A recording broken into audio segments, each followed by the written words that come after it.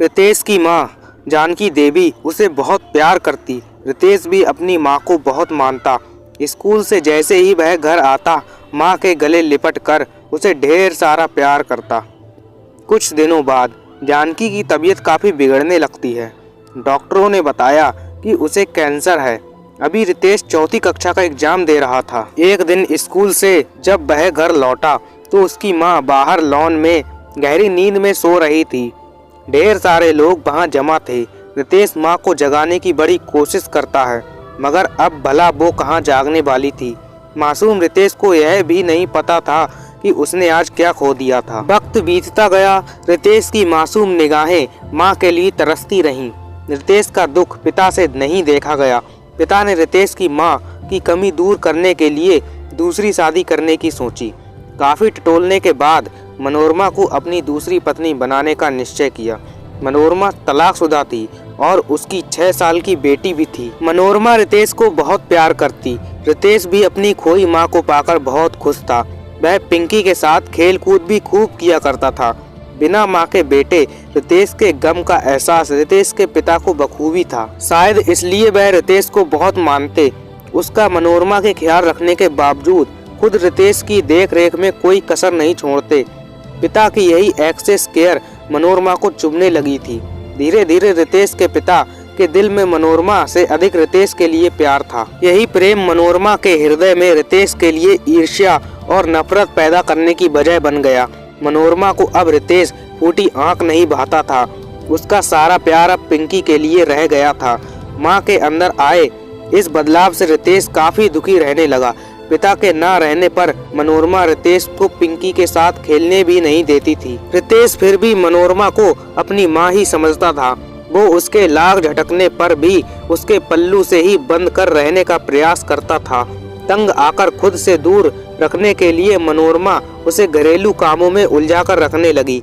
माँ के इस व्यवहार की शिकायत रितेश ने कभी अपने पिता से नहीं की और ना ही कोई काम करने से माँ को मना किया। रितेश को अपनी माँ के द्वारा कहे गए हर काम में उसे अपनी माँ का प्यार झलकता था। उसे माँ के दिए काम को करके बहुत खुशी मिलती थी। मनोरमा रितेश के इस ढीठ रवैये से मन ही मन और गुस्साती थी। एक दिन रितेश के पिता को ऑफिस के कामों से 1 हफ्ते के लिए शहर के बाहर जाना पड़ा। उसे रितेश से दूर भागने का जब कोई रास्ता नहीं सूझा तो उसने रितेश का हाथ पकड़ कर आंगन के पास ले गई। थोड़ी ही देर में उसको अपने सारे कपड़े लाकर रितेश से धुलने को कहा। थका हारा रितेश, जिसने पूरे दिन कुछ नहीं खाया था, माँ के बताए काम को मन लगाकर करने लगा। मनोरमा बस इसी मौके का इंतजार कर रही थी। मनोरमा ने रितेश को स्कूल ना भेजकर उससे घर के सारे काम करवाए, मगर रितेश खुशी खुशी माँ का कहना मानता रहा। काम खत्म करके रितेश माँ के पास बैठकर टीवी देखने लगा। मनोरमा उसे पास देखकर अंदर ही अंदर जल भुन गई। जैसे ही उसने सारे कपड़े धुलकर टब में रखे, मनोरमा ने सारे कपड़े फिर से फर्श पर बिखेर दिए और रितेश को धुलने को कहा। भूखा प्यासा रितेश पूरी लगन से माँ के आदेश का पालन करता रहा। ये सिलसिला यूं ही चलता रहा। धीरे धीरे शाम और शाम से रात हो गई।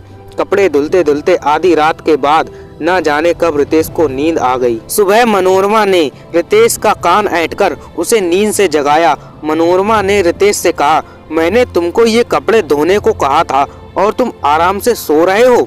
रितेश, नहीं माँ, बस आंख लग गई थी, बस अभी धुल देता हूँ। मनोरमा मन ही मन सोचने लगी, ये किस मिट्टी का बना है। जानकी ने इसे क्या खिला पिलाकर बड़ा किया।